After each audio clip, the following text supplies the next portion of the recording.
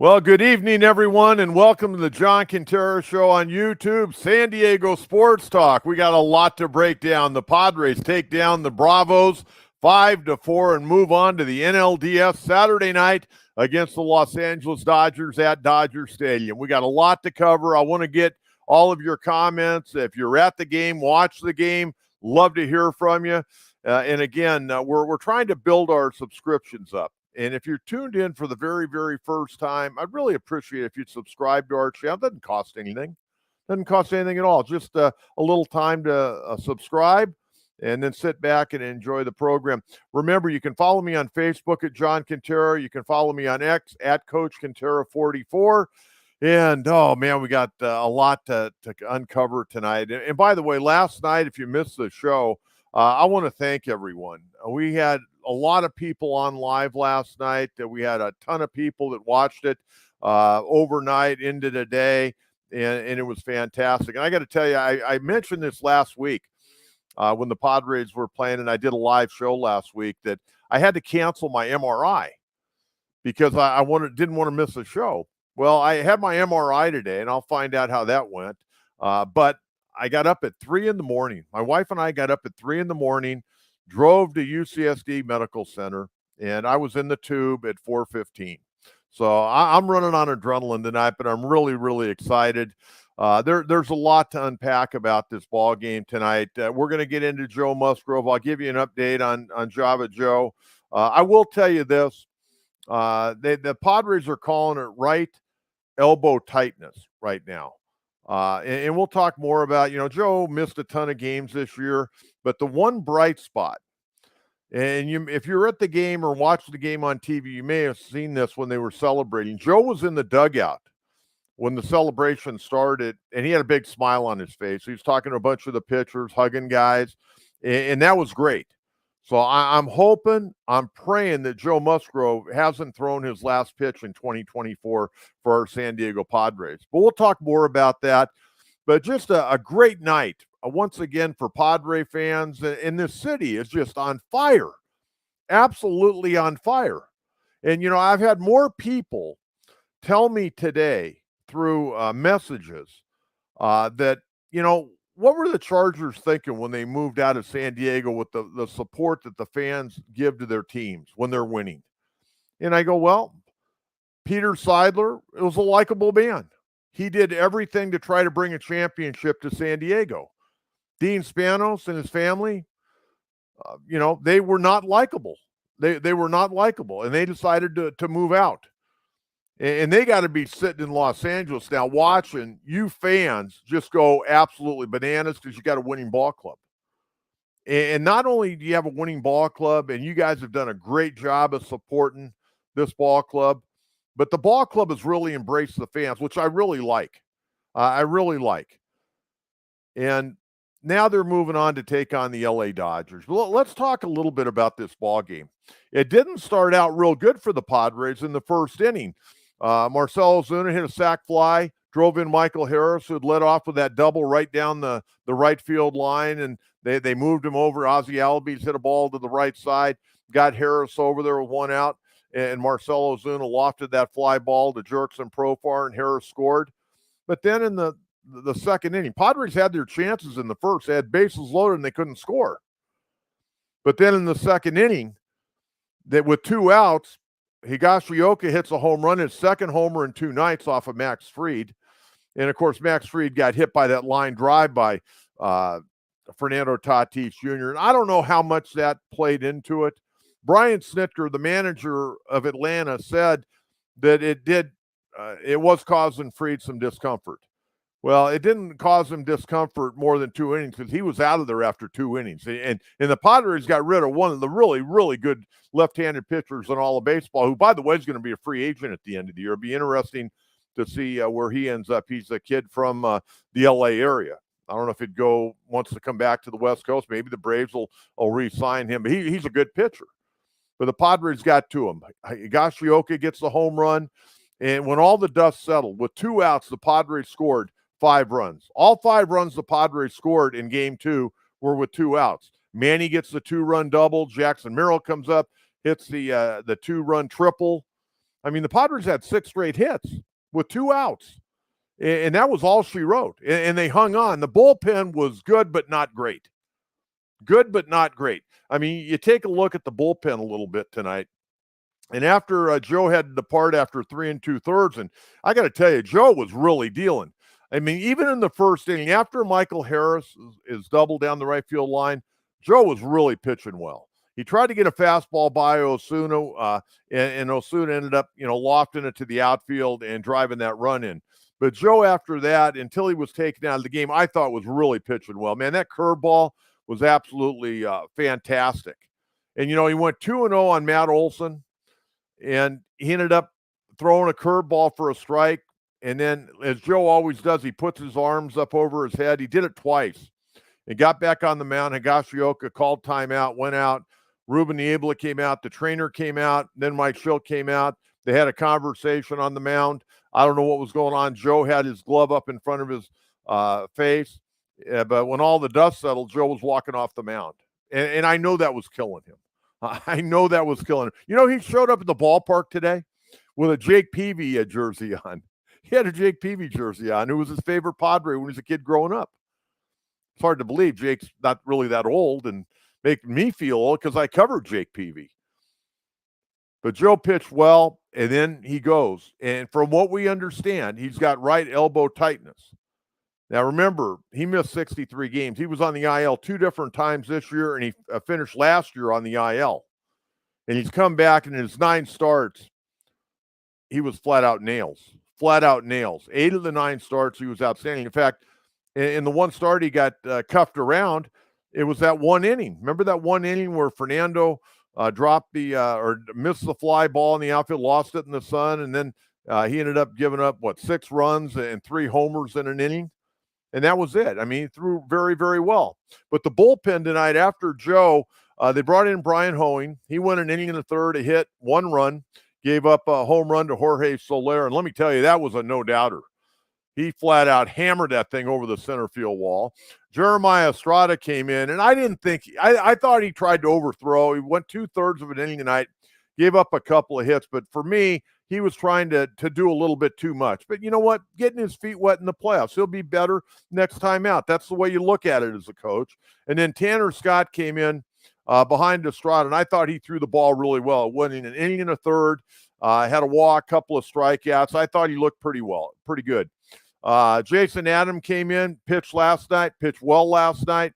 Tonight, not so great. 1 inning, 2 hits, 2 earned runs, gives up the 2-run homer to Michael Harris. Michael Harris is an outstanding player. We haven't seen the best of Michael Harris yet. He's a kid that has battled a lot of back injuries.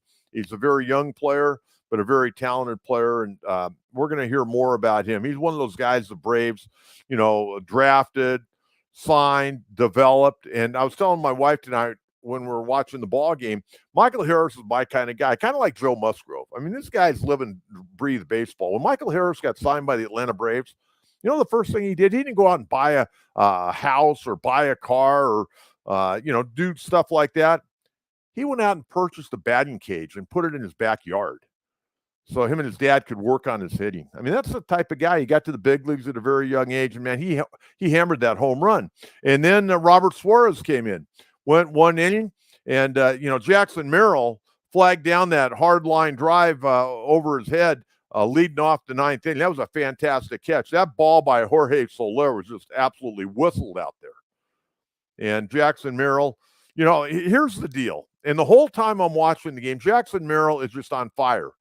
He gets a double, a triple, drives in 2 runs tonight. He makes that great catch. And the whole time, I'm listening to Eduardo Perez, David Cohn, Carl Ravitch. I think they do a nice job. I think they know enough about the Padres. They don't know as much about the Padres as I do or you do that follow them day in and day out. But I think those guys do their homework. I think they did a nice job. They're not like our local guys. They don't travel around 162 games and see the home games, the road games, spring training and all that. But they do a quality job. And some of the things that they talk about are, they bring up things that maybe, we're accustomed to, but they come from a different voice, and you start thinking about them. But the whole time I was thinking, and they asked Eduardo Perez, who would be, your rookie of the year? And he said, well, the Pittsburgh Pirates held Paul Skeens back because they didn't bring him up early. He didn't have enough innings, even though he started the All-Star game. But when he finally gave his answer, he goes, it's Jackson Merrill. He should be the rookie of the year. Now, Baseball America, if you missed it, Baseball America 3 days ago came out with their Major League Rookie of the Year, and it was Paul Skeens. You know, hey, he's the flavor. A 1.96 ERA. Guy started the All-Star game, big, strong guy, kid from Southern California here. He may win it.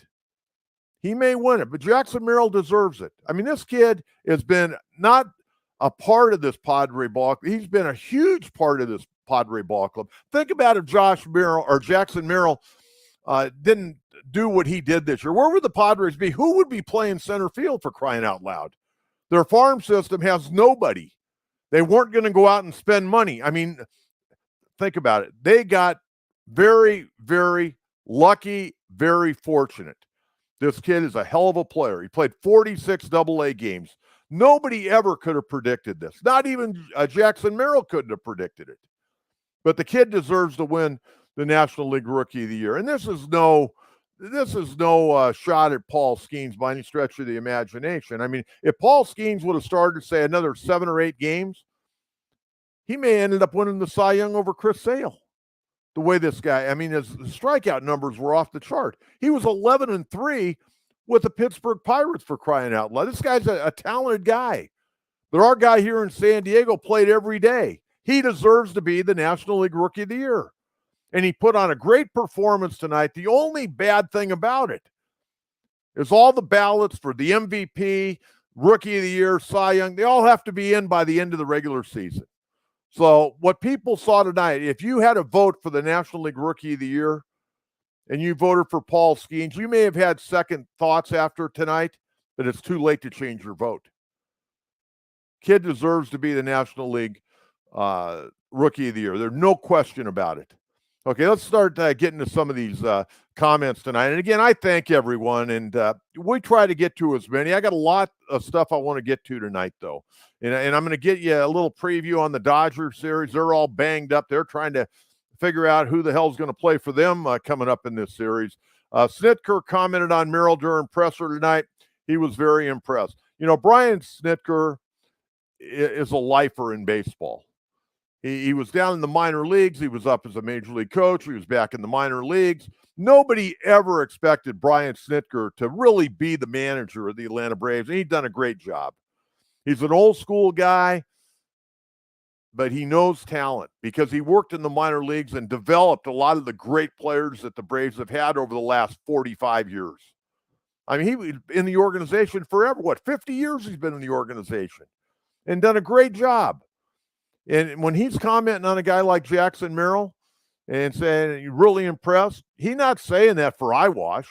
You know, guys that have been around a long time, they're not going to give you a lot of eyewash. They're going to say, hey, that guy's a heck of a player, you know, and they're going to move on. They're not going to pontificate on it. But a guy like Brian Snitker, you get his endorsement, you're a hell of a player. And Jackson Merrill's done everything. He plays like a veteran. He plays like a veteran, which is fantastic. Hey, I want to mention our sponsor. We got a couple of great sponsors. I'm going to tell you right now about Grangetto's Farm and Garden Supply. Fantastic. I know they're kicking their heels up tonight. They're big Padres supporters. They go to a lot of games, and they get tickets for a lot of the people that purchase things at Grangetto's. Again, they got 3 great locations in North County. And remember, they've been in business since 1952. Over 70 years, folks. Well over 70 years now. And that's where the pros go. And if the pros go there, that's good enough for me. They got Escondido, Encinitas, Fallbrook. Absolutely fantastic. I'm not going to get in and tell you everything they can help you with your garden, with your lawn. If you are in charge of your Little League field and it's brown in the outfield, hey, get a hold of someone at Grangetto's and they'll help you out and try to make that ball field next spring look like the best Little League field in San Diego County. What I would ask you, go onto their website, sign up for their newsletter. It comes twice a month, and I get it in my inbox, and believe me, it has been a big help. I'm not exactly a green thumb, but I'm trying to get to that point. But again, Grangetto's Farm and Garden Supply, and when you go in, make sure to tell them Coach John Kentera sent you. And again, sign up for the newsletter. Go to grangettos.com, and they'll get you everything you need to know. All right, let's get back. I want to go back to hitting with 2 outs. And I thought about this tonight. And the other thing, I take very copious notes. Most of you know that I was involved, doing Padres stuff for, 13 years, post game.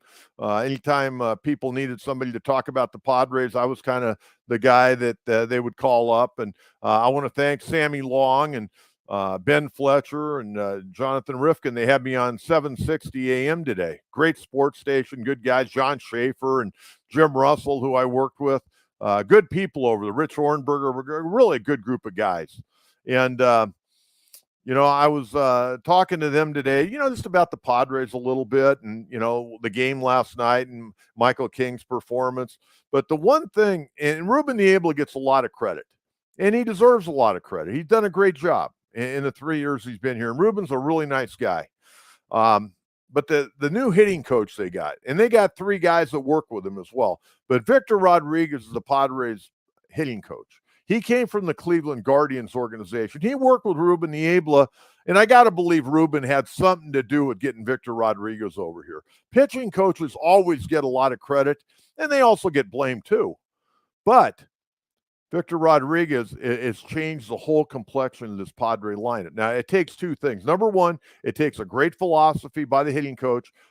It takes his evaluation of the hitters, what they can do and what they can't do. And then after he's worked with them for a while, and I wouldn't even say work with them, but watch them and evaluate them. What do they do well? Can they hit the ball the other way? Can they hit with 2 strikes? Do they need to shorten up, widen their stance, and get into a 2-strike approach? Padres have been fantastic. I mean, they did a great job of not striking out this year, putting the ball in play. I mean, when they're striking out 4 or 5 times a night, that's a hell of an effort going against major league pitching. Are you kidding me? I mean, how many times over the last dozen years, and I know this because I look at box scores every night before I was doing the post-game show, 12, 14, 15, 16, 11. There were very few times this year when you looked at a Padre box score where they had struck out a dozen times. I mean, it was around 5, 6, some nights 4, some nights 3. They put the ball in play. And I was looking tonight when they scored. Higashioka hit that home run, a 95-mile-an-hour fastball, behind in the count, 1-2, and hits it out of the ballpark. Now, Manny jumped on the first pitch with 2 outs, and then Jackson Merrill with 2 outs hit a 1-2 sinker out, 97-mile-an-hour sinker he hit. So Higashioka got a home run with 1-2 count, and Jackson Merrill hit a 2-run triple with a 1-2 count. Putting the ball in play, make things happen. You don't have to defense a strikeout. Okay? And the teams in baseball that are going to wise up, and the Padres are one of them, you put the ball in play, one guy's got to get to it, he's got to catch it, he's got to throw it, and the other guy's got to catch. A lot of weird things can happen. You never move runners up when you strike out. I call it lining out to the catcher. You swing through a fastball or take a fastball down Broadway. Nothing good happens. Everybody's mad. The manager's mad. The third base coach is mad because he had a guy on second base and nobody out, and you couldn't get the guy over to third base. Or a guy's on third and less than 2 outs, and you strike out. You can't get a fly ball, or if the infield's back, you couldn't even hit a ground ball to the second baseman or the shortstop. Padres put the ball in play. They make you earn all 27 outs. And you got to give the hitting coach and his assistants a lot of credit. And you got to give the players a lot of credit because it's been a change in culture here in San Diego. Now, one of the things that Carl Ravitch and Eduardo Perez and David Cohn brought up tonight, totally agree. This is the Padres' time right now. There's no guarantees. There's no guarantees after this year. Yeah, we got Manny, we got Tatis, we got Cronenworth, we got Bogarts. We know Joe will be back. We know Darvish will be back. Cease will be back next year. He'll be a free agent after next year. You got a bunch of guys in the bullpen coming back, but you don't know who's coming back behind the plate. You don't know if Profar is going to come back. What is David Peralta, Solano? Those guys are long in the tooth. Hey, this team is ready to win now. This is going to be our best chance right now to win the damn World Series, folks. This is the second best record in Padre history. You've got the bullets. You've got the bullets on the mound right now to win it, and you got the offense to win it. This is our best chance. We got to win it this year. We've got to win it this year because next year is not guaranteed. You could have guys get hurt.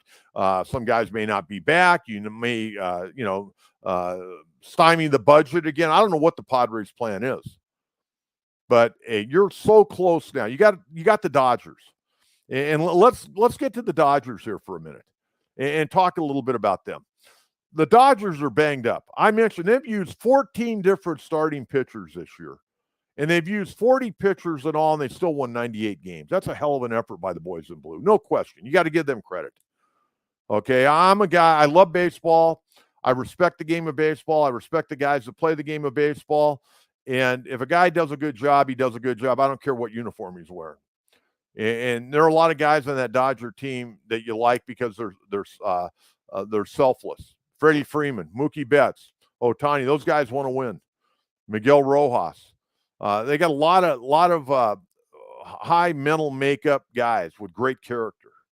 Okay, they won 98 games, and they used 40 different pitchers and 14 different starting pitchers. That's amazing. And last year, they won over 100 games last year, and kind of the same thing happened. But can they win in the playoffs? Now, I saw a comment by Dave Roberts saying, "Boy, this week has been a completely different than it has been the last couple of years."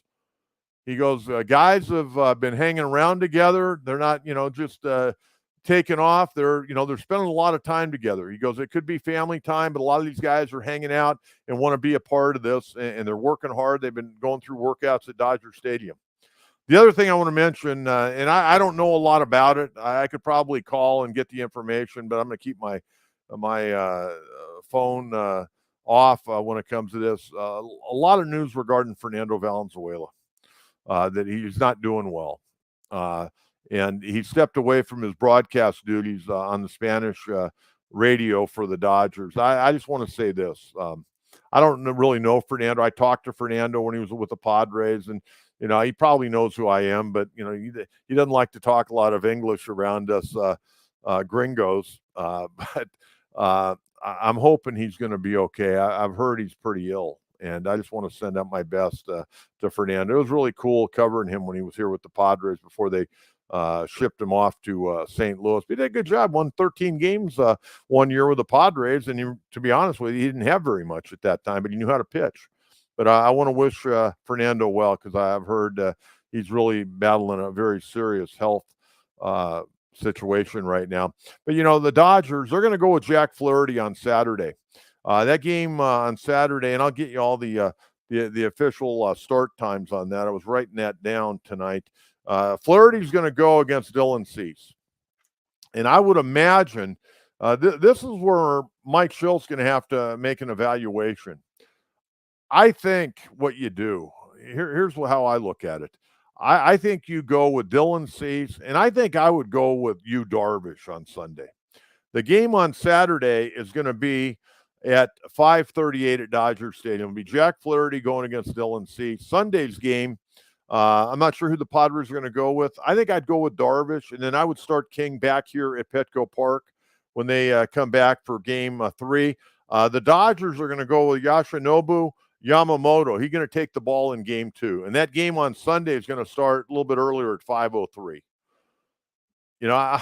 I have people all over the country that listen to my radio show, know that I'm doing YouTube, and they're still contacting me, and they're going, hey, your Padres are doing a hell of a job, and this might be the year that you get to, jump up and down and have that parade down Harbor Boulevard that you've been talking about for years. I mean, I want that parade. And I know Peter Seidler wanted that parade. And I remember talking with Peter and having text messages with him. And we talked about that parade because I had a pretty good relationship with Peter. Really good man. And that was a tough one, losing him last year. There's no question about that. But the Dodgers, they're a formidable opponent, as we know. I saw ESPN took a poll. And of their poll, it was hands down the Padres should win the series against the Dodgers. Remember, the next series, the NLDS 3 out of 5. And the Padres took them They took them down in 4 games 2 years ago. They beat them 3 out of 4. Never got to that 5th game. Hopefully that's the same case. Dodgers are going to be they're going to be focused. They feel like they've got something to say to the Padres. That's going to be one hell of a series. I got to believe the ratings are going to be absolutely off the chart. Absolutely off the chart. Okay, let's see. Hoya Saxa SD. Joe told Tony Gwynn Jr. postgame he hopes to be back in the postseason, not the NLDS, but just the postseason. It sounded quite tentative as well. In my opinion, definitely am concerned. Oh, I'm very concerned. And I said last night on the podcast, I really, in my heart, I didn't expect Joe to come back this year. I really didn't. And I don't know what they're going to do. That bone chip's not going to go away. They gave him a PRP injection, which is kind of hit and miss. I've had a couple of my ball players when I was an agent working with John Boggs. We had a couple of our guys that had PRP injection. And really, I kind of think it's a Band-Aid. And doctors would probably argue with me on that. I know Joe doesn't want to have that bone chip taken out because it could lead to something else, eventually a Tommy John. But, he's here for the long term. And he's trying to manage it. I talked last night at length about how I thought when he was out, he really tightened his mechanics. So he looked good tonight. He looked good, but that arm, it's like having a rock in your shoe, walking around. You keep walking around with that rock in your shoe, the foot's going to get irritated. And that's the same thing with a bone spur. A bone chip in there, it's rubbing, it's getting inflamed. So, Joe's such a good teammate. He's such a good teammate and such a good guy and such a hard-nosed guy that wants to represent San Diego well. And he does represent San Diego well. He can't help it. He's doing the best he can. A lot of guys probably wouldn't have come back. A lot of guys would have probably taken their money and, sat over there and chewed seeds and just kind of wait for the season to get over, do all the rehab and come back and do it all again next year. But Joe wants to pitch. I mean, he wants to pitch. He wants to be a part of this. He wants to earn his money. That's really the way he looks at it. Okay, the law. Oh, thank you very much, the law. I very much appreciate that. Shout out to Coach Kentera, the best. Let's bring the World Series champion home to San Diego. Go Padres, beat LA. The law, thank you very much for the kind words and appreciate the donation there very much. Thank you. Boy, wouldn't it be unbelievable if we could win a World Series? We can, though. We got the players. But not only do we have the players, we've got the chemistry. We've got the chemistry. And it's changed. And why it's changed, I don't know. I've got my ideas of why it changed. Well, number one, you got a manager and a general manager that seem to be on the same page. And you got some veteran players that have been there, done that.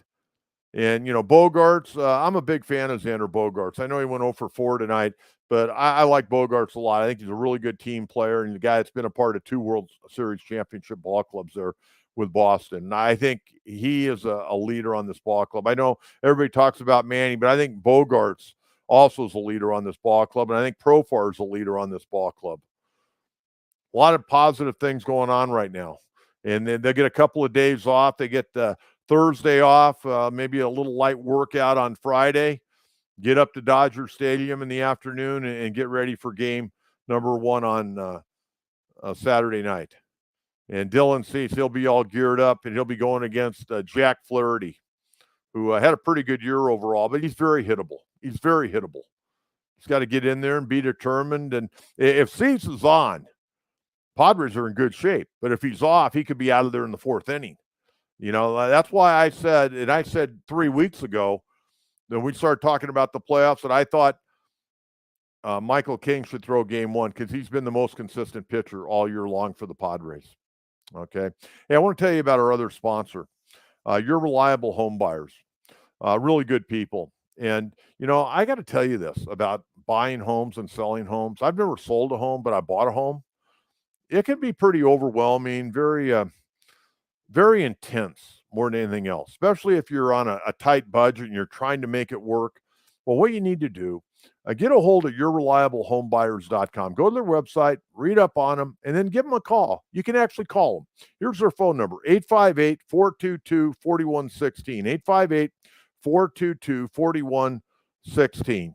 Fantastic people. Also, check the website out, yourreliablehomebuyers.com. Buy, sell. You got questions, you want money, and I'm talking about cash. I'm not talking about long waits. If you need cash, you want to sell your home, they're there for you. So get a hold of them, yourreliablehomebuyers.com. And when you make that phone call, if you call them, make sure to tell them Coach John Kentera sent you. And we certainly thank them for being a sponsor of the program. Very much appreciate that. Okay, I want to get to more questions out there. If you got questions, fire them at me. We're gonna take as many as we can get tonight. Dave Henry, guys, I hate the beat LA chant. Just really don't like the idea of elevating them. Like beating LA is a huge lift. You know, I saw something today, and it was kind of a shot at the San Diego fans, but I think it was actually put up by a San Diego fan that said, you know what? Us San Diego fans need to graduate away from doing the beat LA. You ever hear LA say beat San Diego, beat San Diego? But that's been a big thing here for years and years and years because the Dodgers have always, been the top-rung ball club. And again, they're still the top-rung ball club. They had what they consider a disappointing year at 98 wins.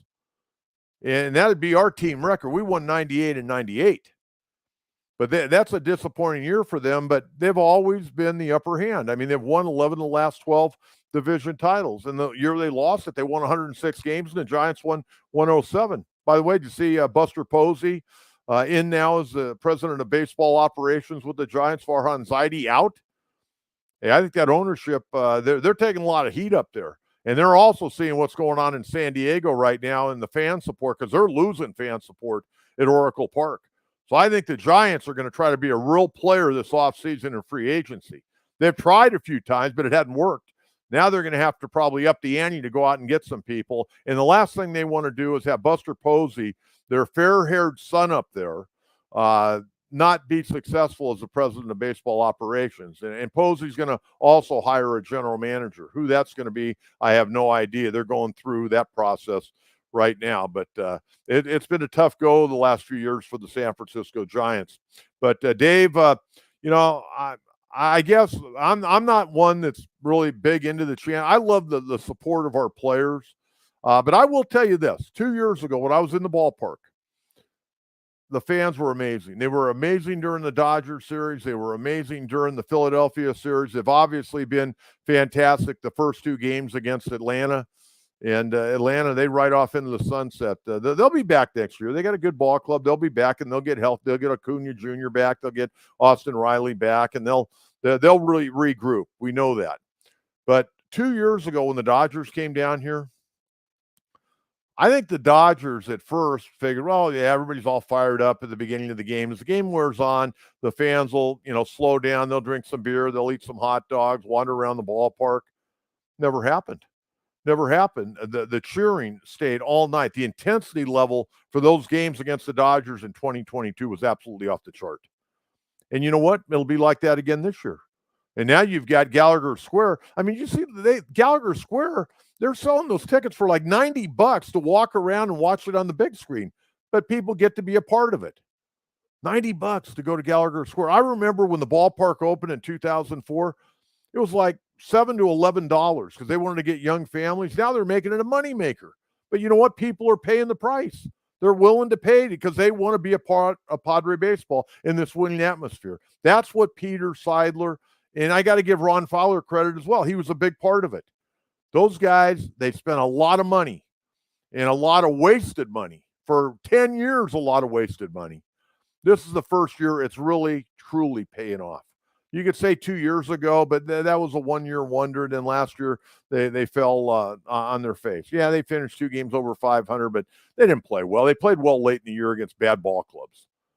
Down the stretch, they went 16-2 against teams that were under 500, and they went 4-5 against teams that were over 500.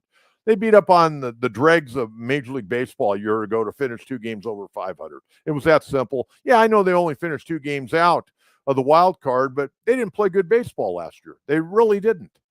But now they're playing unbelievable baseball.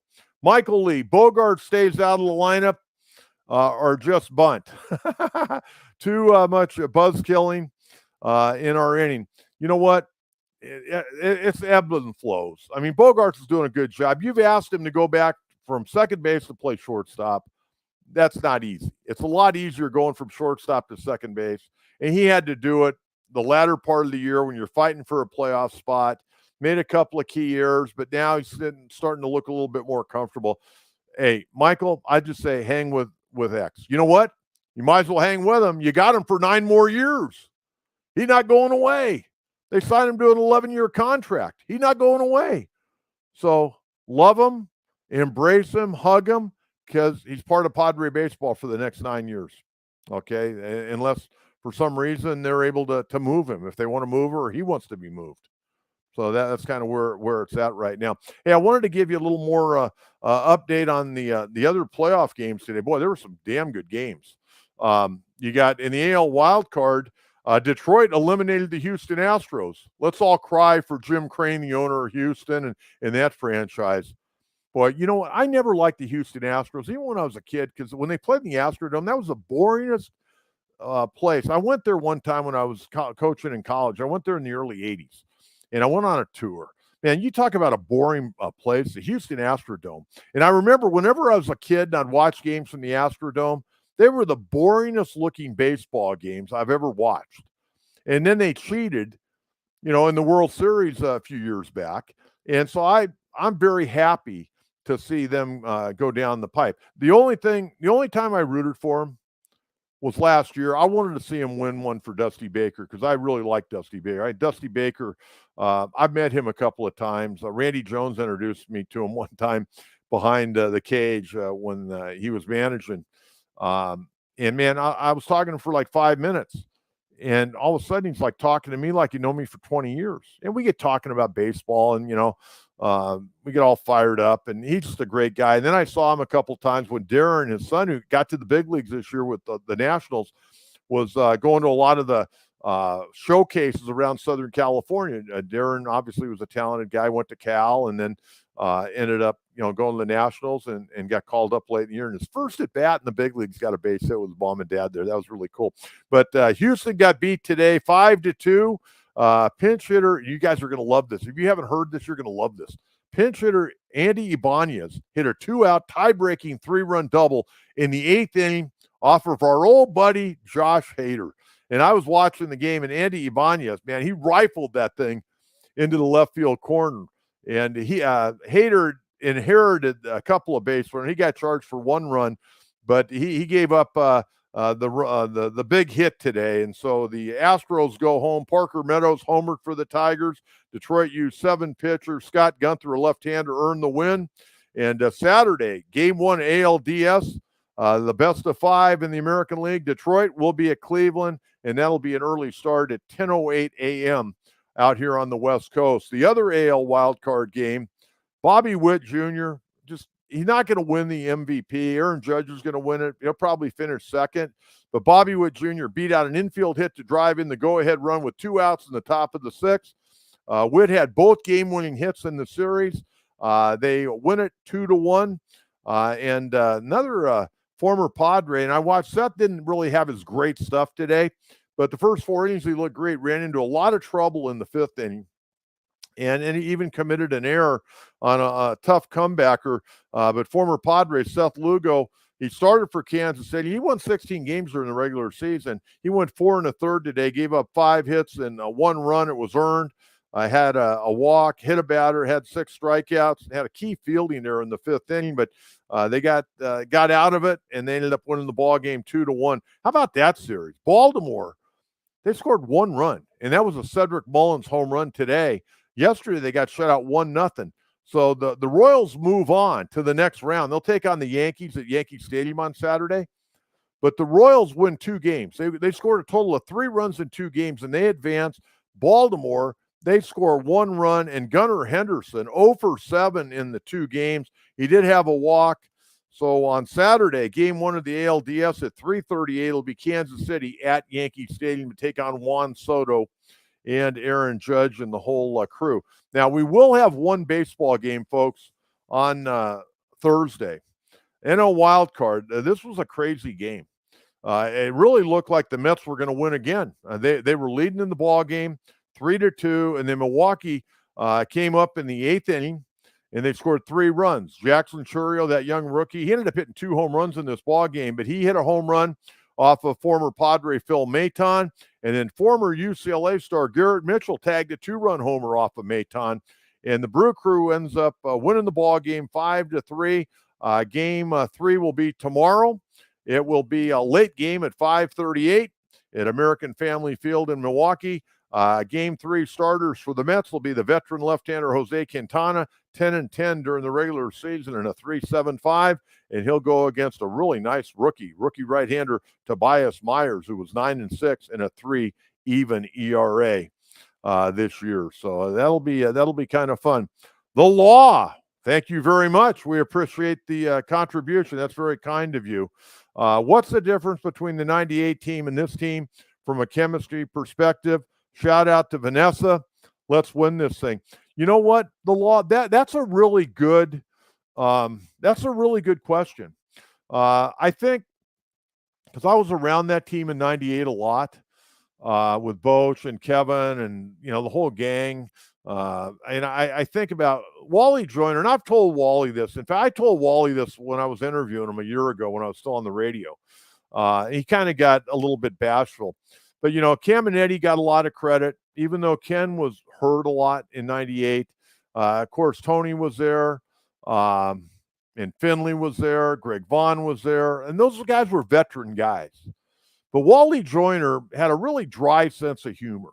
I thought Wally was kind of a glue guy on that team. I really did. And you had some good veteran pitchers on that team. Obviously, Kevin Brown.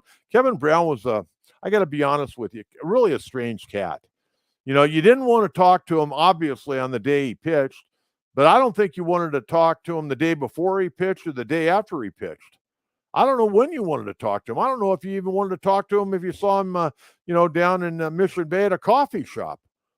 He was a tough hombre, but Andy Ashby was on that staff, Joey Hamilton, obviously Trevor Hoffman, but they had good chemistry, but they had a lot of veterans. They didn't have young guys on that ball club.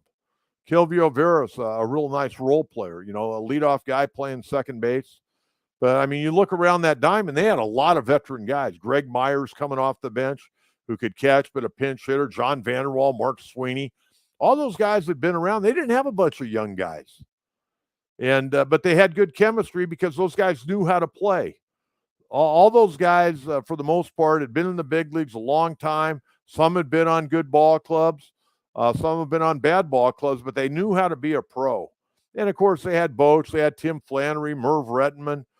They had some damn good coaches. Rob Peacholo, God rest his soul. He's a hell of a guy, Rob Peacholo. Dave Stewart was a pitching coach. Dave Stewart's a tough dude, man. You come out and he get on your ass a little bit. And you know what? In black belt and karate, you weren't going to mess around or pop off to him, I can tell you that. They had some tough guys that weren't afraid to get their uniforms dirty. It was a tough ball club, real tough ball club. I think we got a good ball club, but I don't know. I don't think physically. Those guys in 98, I think, could clear the bench any moment if they had to. This team here, I think they're more nice guys. And I know there's going to be a lot made, probably, and maybe John Boy will do something on this. But did you see when Machado got that 2-run double? And it's just a different game. It's a different game. Machado gets the 2-run double, and Orlando Arcia, their shortstop, comes up and gives him a hug at second base. I about dropped dead. Are you kidding me? This guy just doubled down the line to drive in 2 runs. You're going to go over and hug him? Couldn't you have hugged him during batting practice, or couldn't you have sent him, a card after the ball game saying nice hit? For old school baseball people, they're going, what the hell is Orlando Arcia doing hugging the guy? Yeah, it was funny. I had a big league guy send it to me. I didn't see it on TV, but a guy sent me the tape before I went on the program tonight. And somebody will do something on that. Kevin in Chula Vista. Thank you very much. Very much appreciate that. Nice contribution. And really, I appreciate all that, folks. Thank you very much. That's very kind of you. Cronenworth and Solano need to wake up their bats. I would agree. Cronenworth, he drove in a lot of runs this year, but really last few months, he has not looked good. He looks very off balance at the plate to me. I'd like to see him get on top of a baseball every once in a while. He's swinging under. Barrel's really dragging, really off balance. He was hitting 8th in the lineup. Solano got to get going again. But I'll say this about Solano. Solano is a veteran who knows how to hit, but sometimes there's a reason guys have been platoon players in their career. When they play too much, their weaknesses get exposed. And I don't want to say that about everybody because it's not true about everybody, but some guys it is. And I think Donovan Solano's done a hell of a job for the Padres. And he's going through a real tough stretch right now. But you notice how that stretch kind of came? You remember he was playing a lot, and then they made some deals, and, they got guys healthy, and he lost a lot of playing time. So then, when are you going to play him? And he sat around for a while. Then he came back, got hot a little bit, but he's been in and out. And sometimes, though, when you're in there day in and day out, and he's playing a lot of first base now, you get exposed. But Cronenworth, a little bit of a problem for me because his balance at the plate just does not look good right now. And he's missing some good pitches, and he really is going up there. And he doesn't – you got to get in the box. You can't be afraid. He's going up there right now hoping to hit rather than know that he can hit. So it's more in between the years, I think, with Jake. But he's got to clean up his fundamentals because his balance at the plate is off. But, Kevin, thanks again. Good questions. That's why I love interaction with you fans. And that's why when I had a radio show, I took 1 million phone calls. There's not a host in America that took more phone calls than me. And sometimes you get a good call, sometimes you get a bad call. But you know what? I try to be a man of the people. I want to hear what people have to say. Let's go, Joe. Coach, from a Dodger fan, our pitching is in shambles beyond Flaherty and Yamamoto. So I see this is an uphill battle for LA, but you have to play the game right. Anything can happen. Hey, the Dodgers have been playing all year with playing behind the 8 ball. They got a great bullpen. Their bullpen's been very consistent. Blake Trinan, and he's had his ups and downs, and Daniel Hudson's had his ups and downs, especially recently. But Blake Trinan, the last time I saw him, the ball was starting to move. He's missed so much time the last couple of years, and he's not a young guy. He's, 35, 36 years of age now. And he's missed a lot of time the last couple of years. But now, after kind of a rough patch, and they put him back on the IL, he's been back. Looked like he got that power sinker back. They got a good breaking ball. He's looking good. Hudson's been a little bit of a concern for the Dodgers. And I think Mark Pryor and Dave Roberts have been a little concerned about him. Vessier had a really good year. They got a good bullpen. They're a very consistent bullpen. I was saying last night, if you missed the show, I think the Padres have a powerhouse bullpen. I mean, they got a lot of power arms, but their power arms could be a little bit more inconsistent. The Dodger pitchers, I think they may not have the great stuff like the Padre pitchers have up and down, but I think they have a tendency to be a little bit more consistent, and they pitch more. Padres, they throw. They just try to power the ball by you more times than not. It's going to be a great series. And the other guy that they're talking about, who I think is pretty good. Now, the Padres got to him pretty good in that last time he started against him, that young rookie, Landon Knack. He's had some good outings. And again, I think Dave Roberts is going to have to, once you get past Flaherty and Yamamoto, you're going to have to probably, hope to get 3-4 innings out of a guy and then go to the bullpen. Haven't heard any word whether or not Clayton Kershaw could be eligible.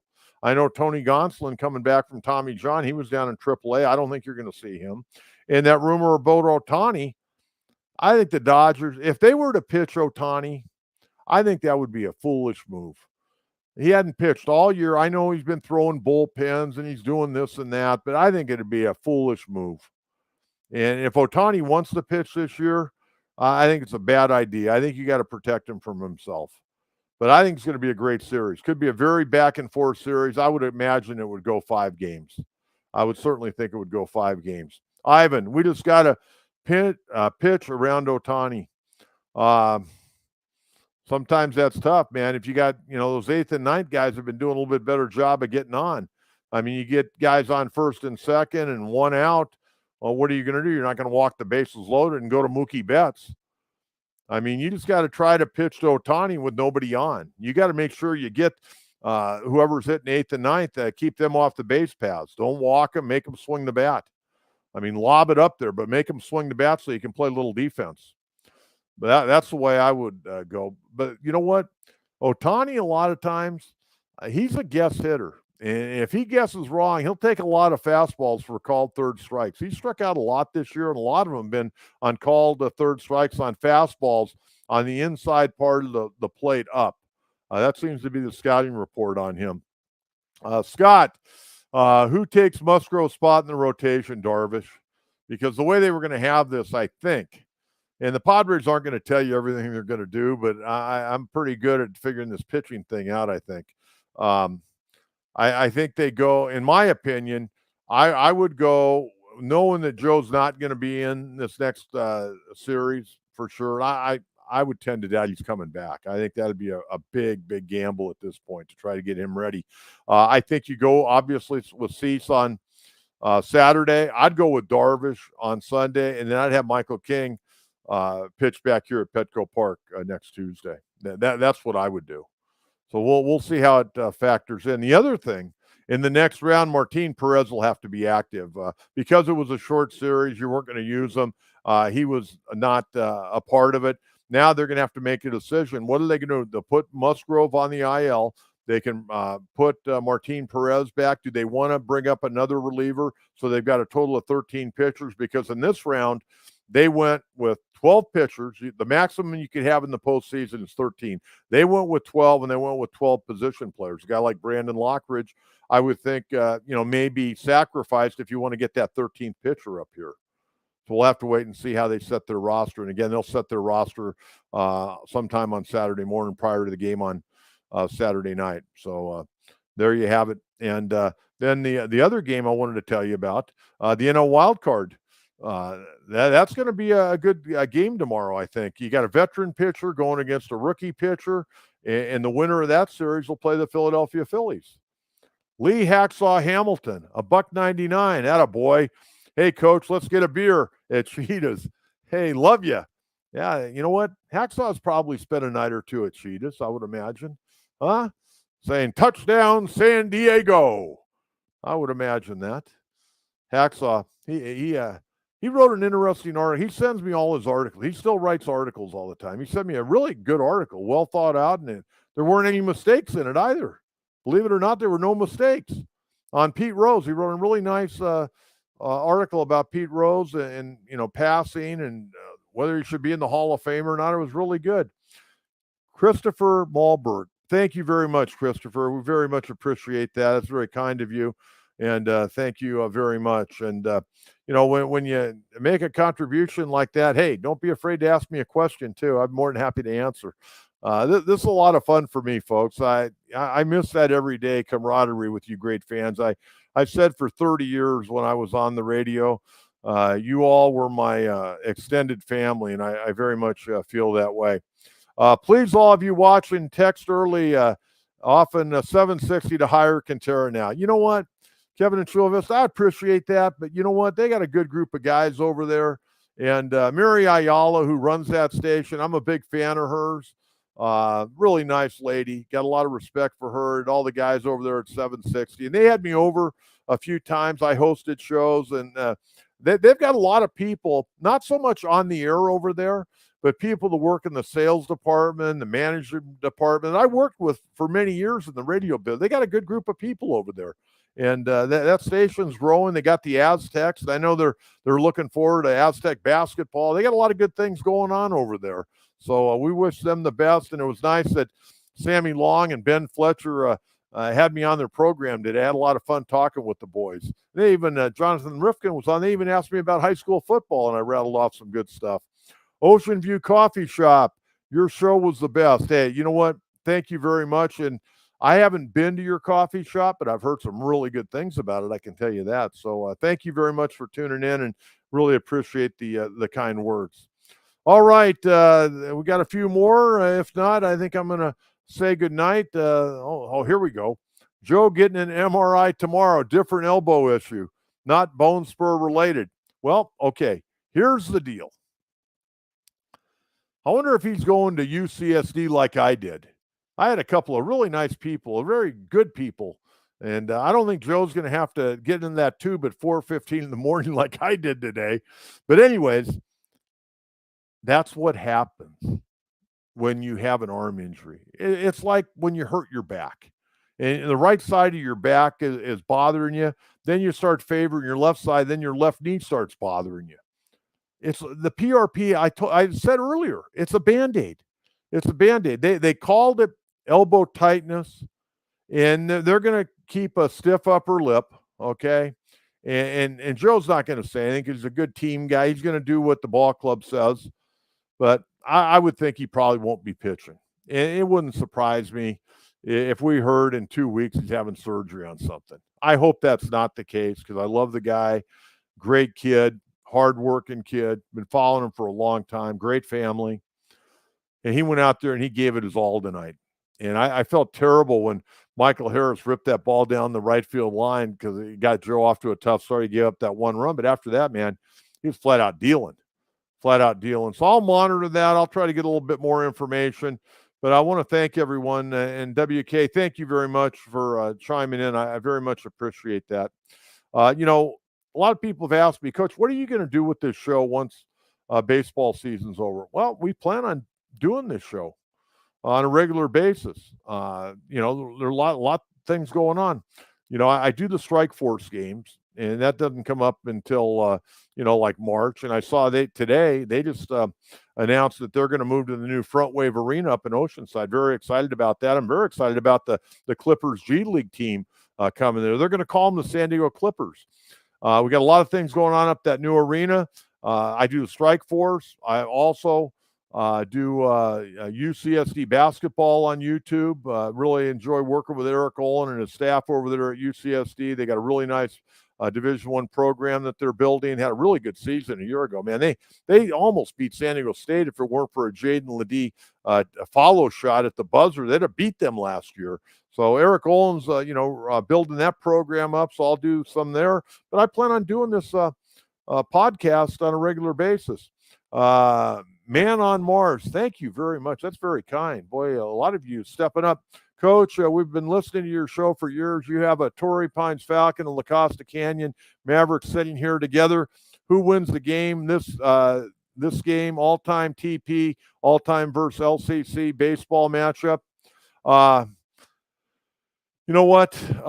Torrey Pines has had a hell of a program, and they've kind of gone back and forth. Justin Machado, who's the head coach at La Costa, I'm a big fan. Justin was my first baseman in 1989. I took this all-star team to Australia. And Justin and one of his running mates up there at San Diego, those guys played at San Diego now. Justin has been at La Costa for well over 20 years and had an amazing record up there. He was my first baseman in Australia, and he ended up being the MVP of the tournament. We had a right-handed pitcher by the name of Tim Kechter, who for years worked as a pitching coach over there with Justin at La Costa Canyon. Torrey Pines has had their fair share. As far as baseball this coming year, I don't know. Football, I think I'm going to have to probably – right now, I would probably have to give the Mavericks an edge this year in the football game. And I'm hoping I can get to that game this year. I'll look forward to getting to that game this year. But Coach Sovacol up there at La Costa got a heck of a ball club. They're undefeated right now. Coach Ashby down there at Torrey Pines got a 2-3 record, lost a couple of tough games. They lost one game 20-19 to San Marcos.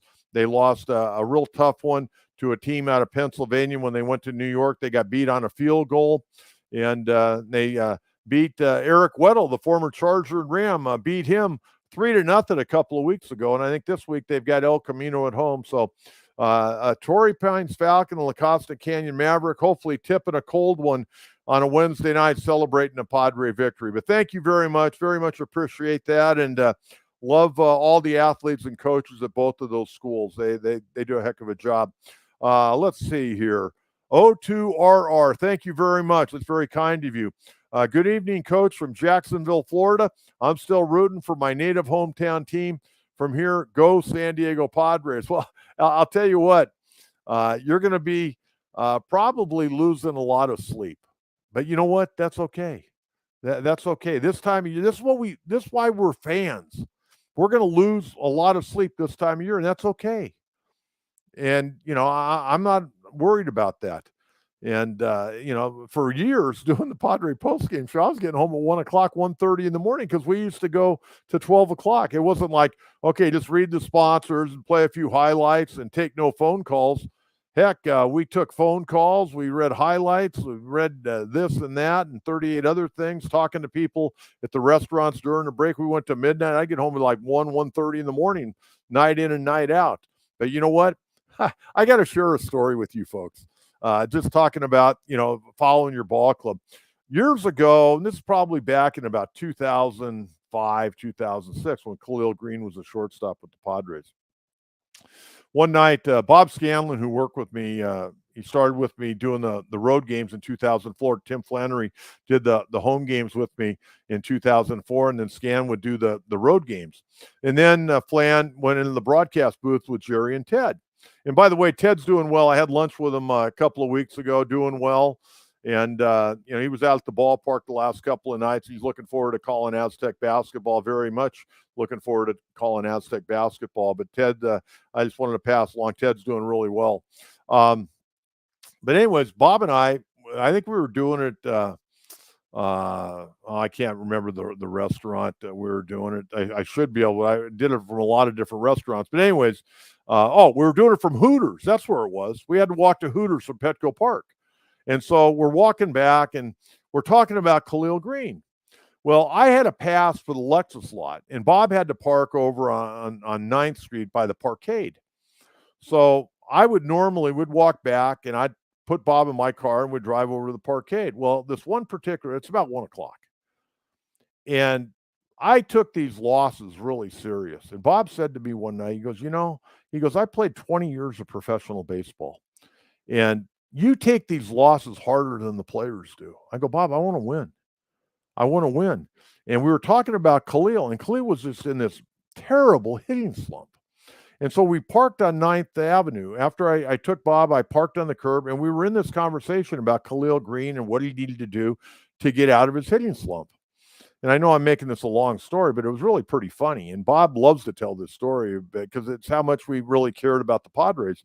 So anyways, we're there, and it's starting to rain. And I'm sitting there, and there's this knock on my window. It's 1 o'clock in the morning. This guy, hits his knuckles on my window. I roll down the window. I go, yes, officer. He goes, what are you guys doing? And I go, well, we're sitting here trying to figure out how to get Khalil Green out of his hitting slump. And I said it real serious because I was serious. And he goes, well, it's getting late, boys. You guys better get home. And I go, yes, officer, we're going to leave here in a couple of minutes. So I rolled my window up, and Bob and we continued our conversation for a couple of more minutes. But you know what? At the end of the day, I got great passion for baseball. I got great passion for sports.